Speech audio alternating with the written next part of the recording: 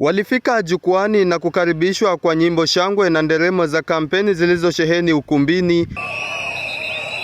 Viongozi wanaowania nyadhifa tofauti katika uchaguzi mkuu wa chuo kikuu cha Tharaka wakikumbatiwa na wafuasi wao. Zamu ya kusoma manifesto ilipofika, kila mmoja akionyesha makali yake kwa kujaribu kuboresha ajenda zake ili kumpiku mpinzani na kushawishi wapiga kura kumteua wakati wa uchaguzi utakaofanyika ndani ya juma moja lijalo. Viongozi hao wakijipulizia marashi ya sifa na kujilimbikizia sifa za uongozi, na kama walio na nia ya kubadili hasi kuwa chanya katika maisha ya wanafunzi chuoni Tharaka.